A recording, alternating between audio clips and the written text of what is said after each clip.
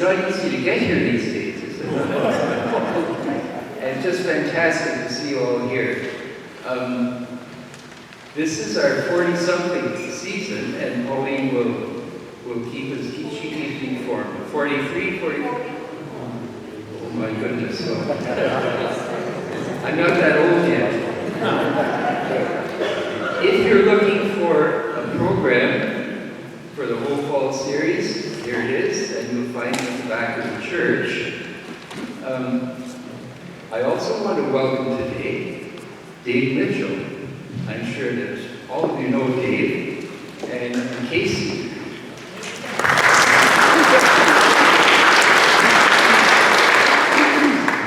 But I think many of you think of Dave as, he's the guy upstairs who makes videos of the Sunday services. He makes tapes of the noon hour recitals and puts them on YouTube. But my goodness, Dave is an incredibly talented person, which you're going to see today.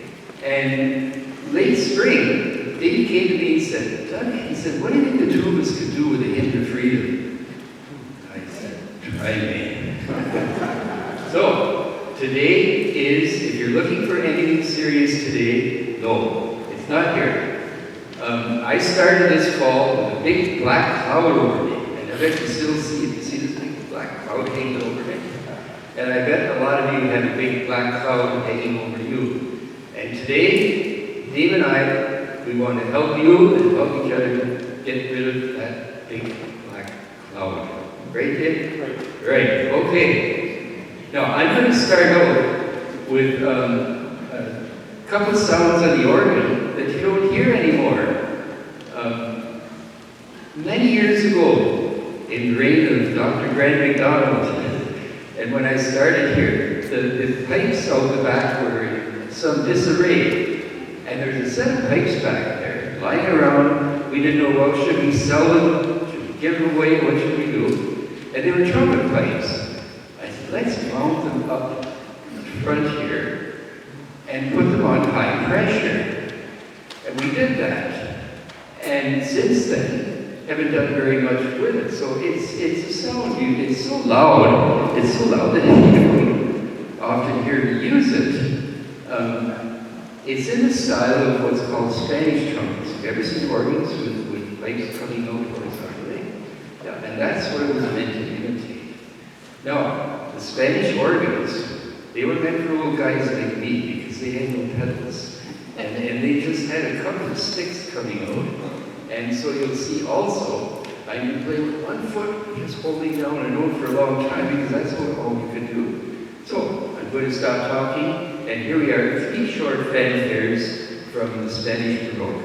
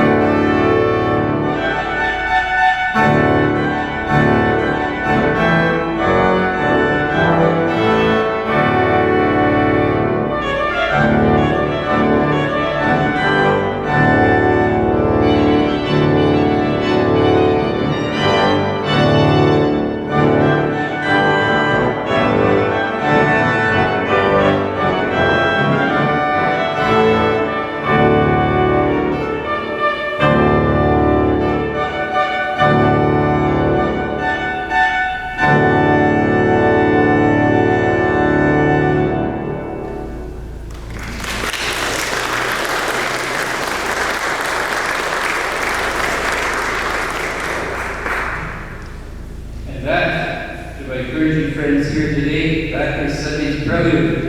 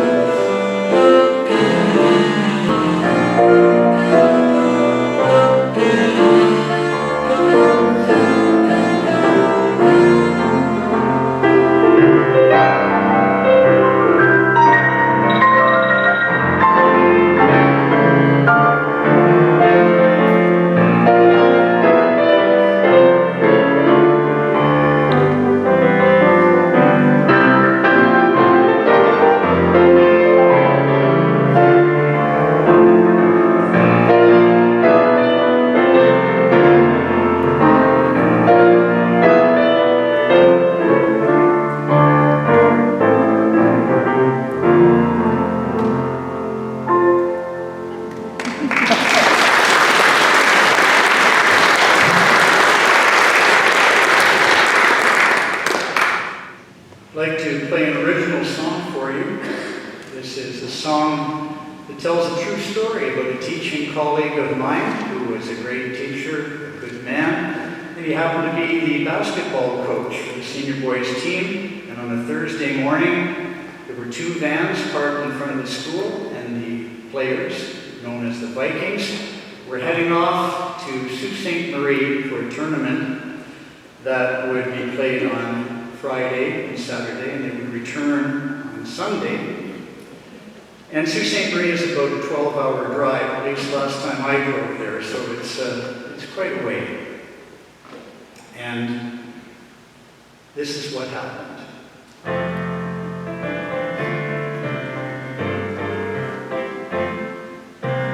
It started out with Vikings all assembled for a drive. The trip was to the Sioux, and in that day they would arrive. The coach of this fine Gager team was steady at the wheel. With time off from his daily grind, this tourney was ideal. Kilometers ticked by, and all the boys enjoyed the view. They knew that in 12 hours they would make it to the Sioux. With basketball on every mind, they hoped they would play well.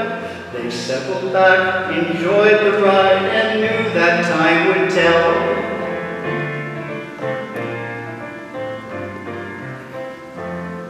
Right here I want to ask you if you ever have been late, if you have ever blanked out and just missed a special date. Don't think that it's foreshadowing a literary ploy, 'cause this sure ain't what happened to the players and to Troy. Imagine how your heart would race and how your pulse would skip if you had just completed such a long and winding trip. To seek out your hotel and have the clerk say in a squeak, "You're just a tad too early, 'cause that tournament's next week." So, way to go, Troy. You're our own daydreaming boy. This world of ours, it sometimes brings us little more than grief. Then right he's bringing us a healthy dose of comic relief.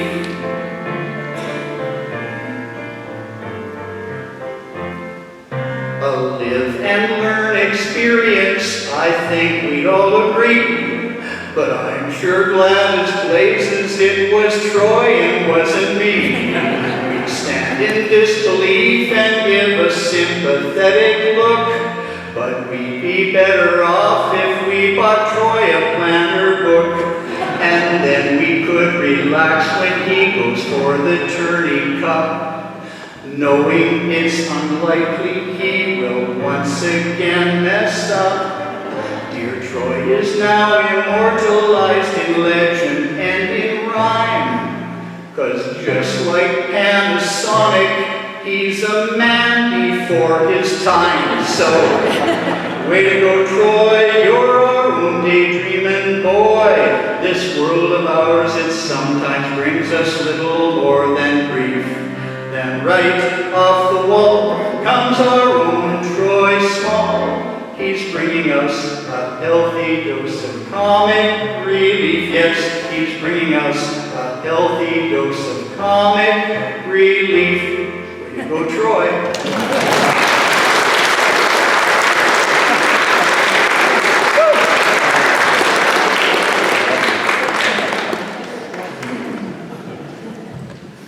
Thank you, David.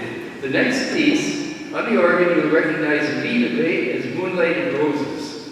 Edwin Lamar sold this to his publisher for 3 guineas, that's under $10.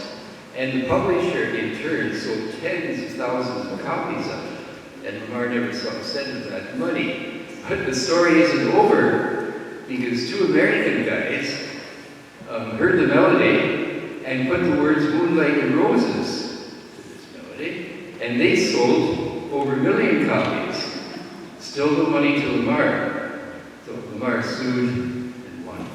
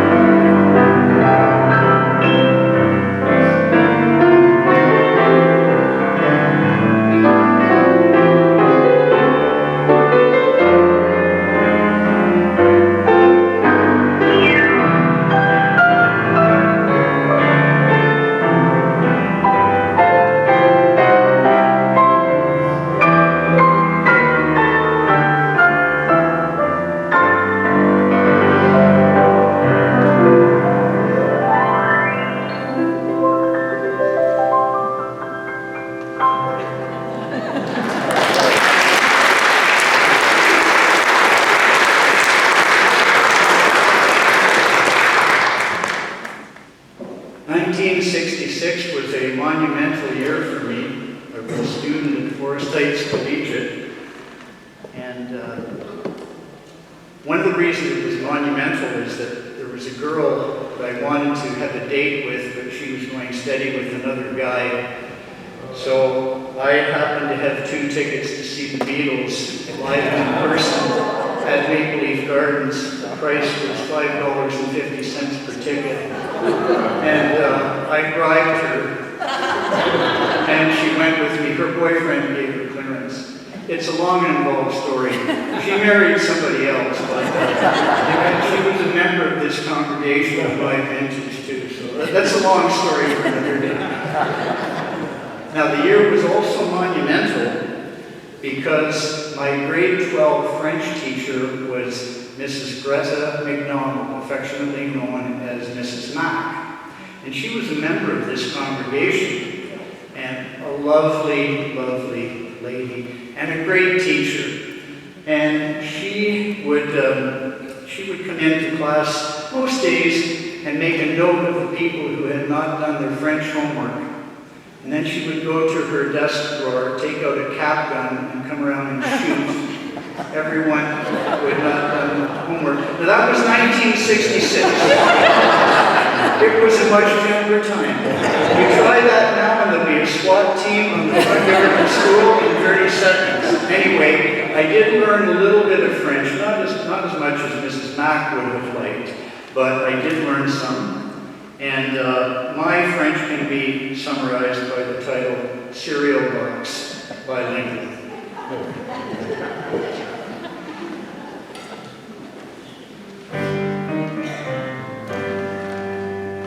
Good morning to you cornflakes. Bonjour flocon de mai. All pour on the milk le lait.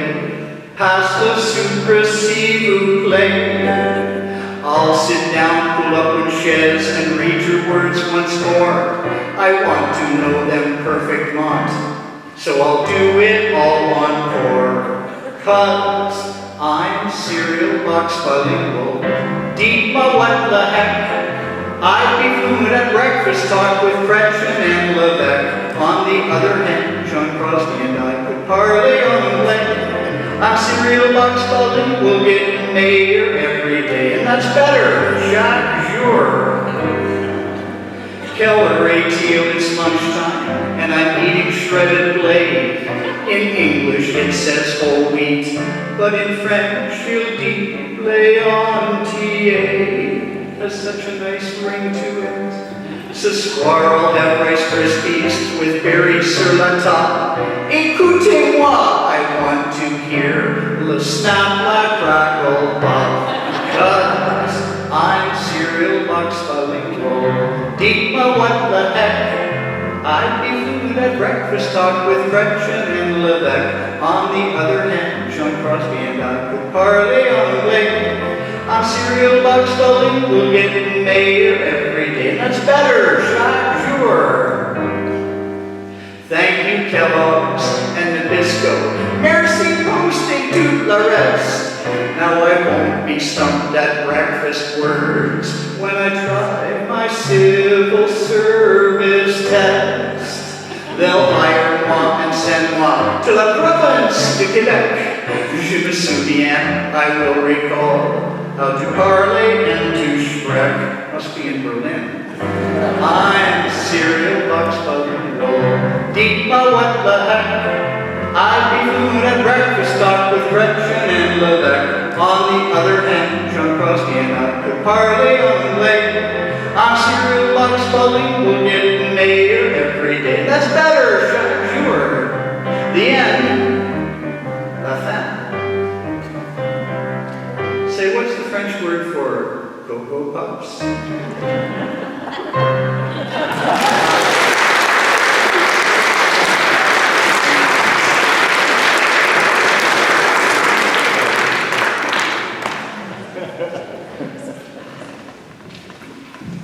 Fantastic, Dave. Thank you. I can't tell you, years and years ago at the end of my teen years, the culture shock when I went through, when I arrived, I was sort of helicoptered from Bridgeport and dropped into the center of Rome. looking at the steps of St. Peter's. And I just didn't know what to do. But I had won every competition going in those years, here and in Toronto and everywhere, and I was pretty good, you know. Really hot stuff. And my professor, Germani, who was one of the world's finest organists and director of music at Vatican, said, "No, my young man, you have to forget everything you ever learned and start over again with me." Oh. So I said, "First of all, I'm going to be giving you some finger exercises." So away we went.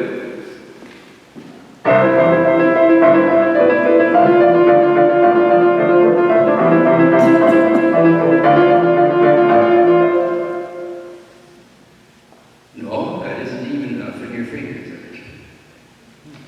Well, I was a heavy smoker, so I would play 2 exercises in the study room at the conservatory. Then go and have a smoke. Then come back, play 2 more exercises, go and have a smoke. Next time I went to have a smoke, the door had been locked. Well, another trick of his, once I got far enough along that he allowed me to play some real organ music, I would be playing away happily, and he would come over to the organ and take the music away. Well, keep on now, keep on, don't worry, keep on. Well, I can tell you, the next time I went in for a lesson, I was much better prepared for it. And I guess it's things like that that turn you into a disciplined musician. Well, in the tradition of Fernando Germani, this is the music for our next piece.